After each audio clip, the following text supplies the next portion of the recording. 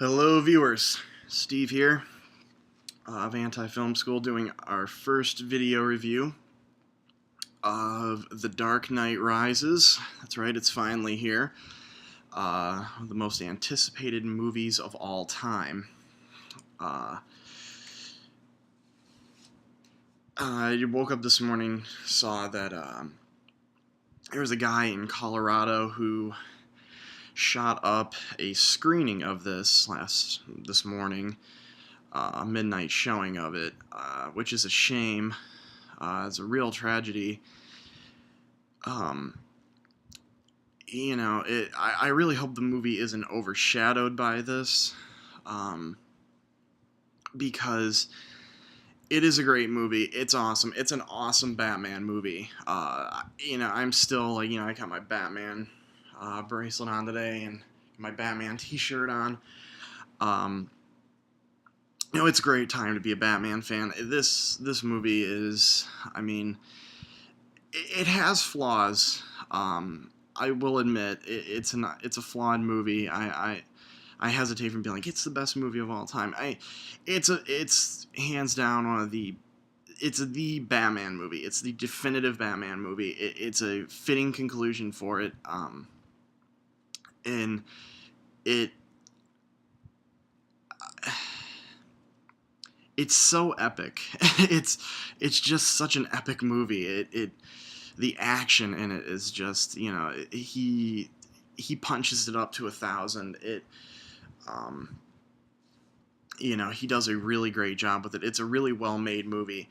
But briefly going into the plot of it, I'm not going to go too far into it. Basically, it's 8 years after the Joker tore Gotham apart. Batman has taken the fall for Harvey Dent's crimes and disappeared from Gotham altogether. The streets are basically cleaned up under the Dent Act, which is it's a law named after Harvey Dent. Commissioner Gordon's kind of grappling with the lie, turning on his friend and kind of blaming everything on Batman. Bruce Wayne is, meanwhile, basically a wounded recluse, still kind of grieving Rachel and nursing wounds from the Joker, and but he's shaken out of retirement after he stumbles upon a burglar, a cab burglar named Selina Kyle. And while he's investigating Selina Kyle, he stumbles upon a plot to destroy Gotham from within. And this plot's being led by a hulking mercenary named Bane, who wears this fang-like gas mask on his face that feeds him a toxin to numb pain. That's all I'll tell you about him. And that he has a weapon that can level Gotham City. So yeah, he means business. First of all, the new players in it, Marion Cotillard, Anne Hathaway, Tom Hardy, Joseph Gordon-Levitt, they all do a really good job. My favorite by far, Anne Hathaway. Anne Hathaway is incredible in it. She is hands down the best Catwoman yet. Her character, her influence is heavy from year one, Batman year one there. It's like they ripped her out of the pages of that comic book. I was blown away by it. I love Batman year one. I think it's a great Batman story. Very gritty. These movies have kind of borrowed the grit from that, like that one, Dark Knight Returns, which I don't have on hand here. It also draws heavily from Batman Nightfall, my favorite. This is the one I grew up reading. This is actually a newer copy. So my comic books are all packed away, so I'm not going to dig it out. But Anne Hathaway's a great Catwoman. She kind of steals the movie, although she does get does get tangled up a little bit with Bane. Bane also, Tom Hardy's Bane, really holds his own. A lot of people are saying he's kind of an underwhelming villain compared to the Joker, but I think it's a little unfair to compare him to the Joker because the Joker is the Joker. You know, he's one of the greatest villains of all time. It's kind of hard to follow that up. But I liked Bane. I thought Bane was perfectly evil. He raised the stakes. I mean, things are bad in this movie. He's a mean dude.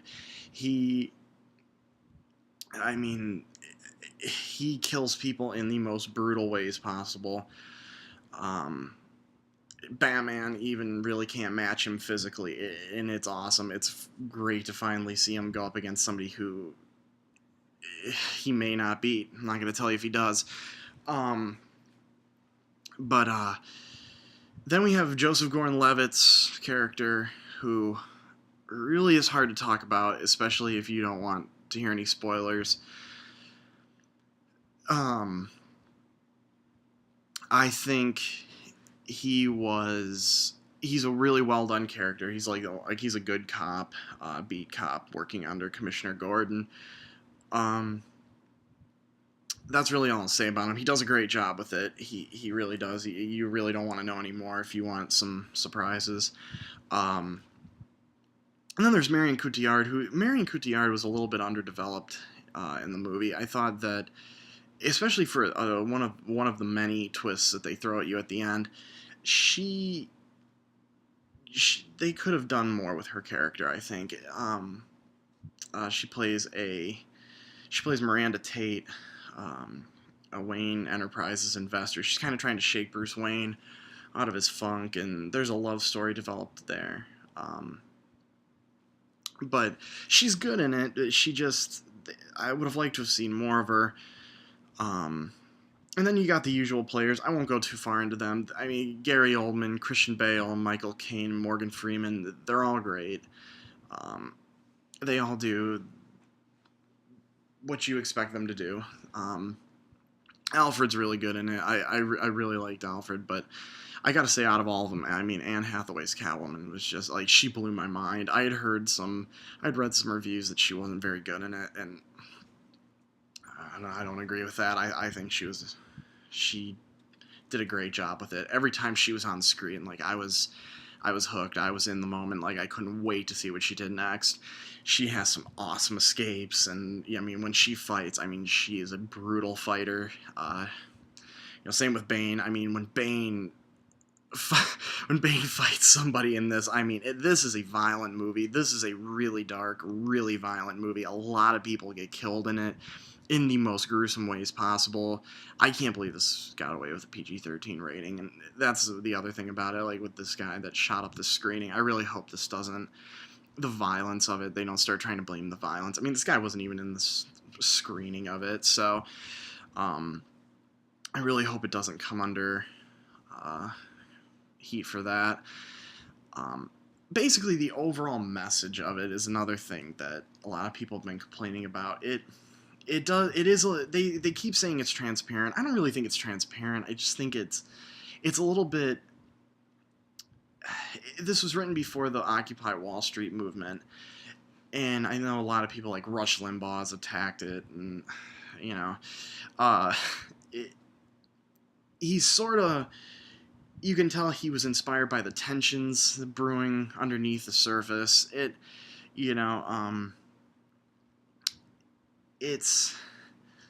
neat.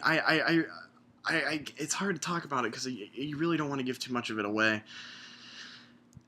Nolan doesn't come down on one side of it. A lot of critics have been saying he is coming down on Bane's side. I don't agree with that. I don't think he's siding with Bane. I think he's doing what he did in The Dark Knight, kind of just sitting on the sidelines, allowing you to see what our real world's like. I mean, these movies really perfectly capture the zeitgeist of the time. It's also heavy with the post 9/11 paranoia. There's a lot of we don't negotiate with terrorists and stuff. That's all I'll say about it there. I mean, things look bad for Gotham City in this. But as a Batman fan, I loved it. I thought they did a great job with it. It does have its flaws. Is one particular flaw in it that drove me crazy. I won't say what it is because it'll reveal part of the plot to you, like the deeper plot of it. But I don't know if there was something cut from the movie. I mean, it just like it kind of took me out of the moment for a minute. I really couldn't believe it that Nolan allowed it to happen and that we're all just supposed to shake our heads like, yeah, I buy that.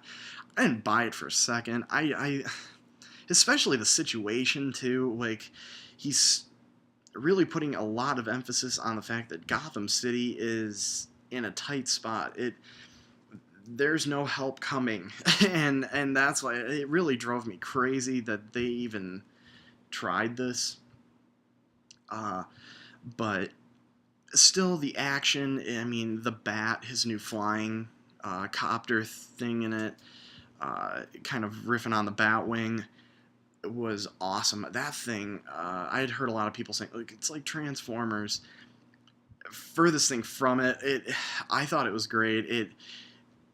He gets a nifty little scene there where he has some missiles shot at him in it, and it's very cool. That's all I'll tell you. You see a brief clip of it in the trailer, and you haven't seen anything yet. It's cool as he's flying around the rooftops of Gotham. Uh, the last hour of it, I mean, it's just one thing after another. It keeps you in suspense. The middle of the movie is, I liked it. I can see where some people would get a little bored with it. Personally, me and my friends that I went to see it with, we didn't even notice the runtime of nearly 3 hours. If you're into it and you're paying attention to it, I mean, a lot of people complaining about Bane's voice. If you're paying attention, you can get swept up in it. It's really a well-told story. And partly I did not think Bane was hard to understand at all. I mean, if you're paying attention to it, you're going to figure out what he's saying. It's not that tough. And I think the sound of him, too, like, he just sent chills down your spine when he talked. It was awesome. But overall, it is a great movie. It's the best movie I've seen this year outside of Moonrise Kingdom, the new Wes Anderson movie. It's not as optimistic as the Avengers. This is the real world in The Dark Knight. I mean, the cinematic real world where the Avengers was operating in a fantasy world. Still, I love the Avengers. I thought it was an awesome comic book movie. I am not taking anything away from Joss Whedon.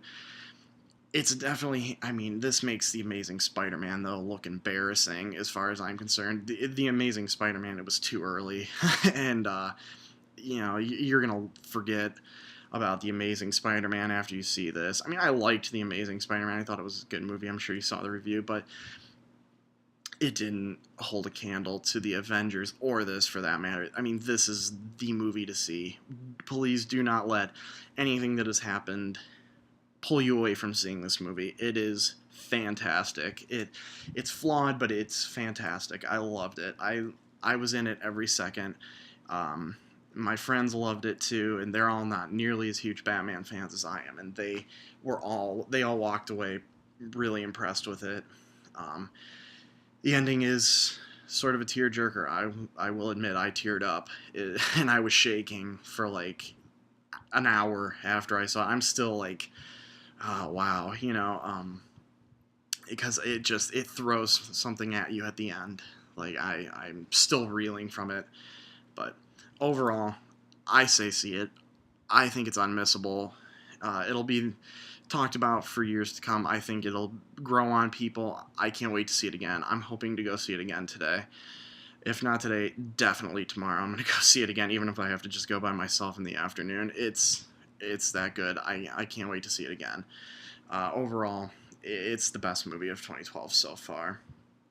So, hope you enjoyed the first video review. Little new edit. So, there will be more to come, but Dark Knight Rises, go see it. Steve approved, Bat fan approved. See you guys soon.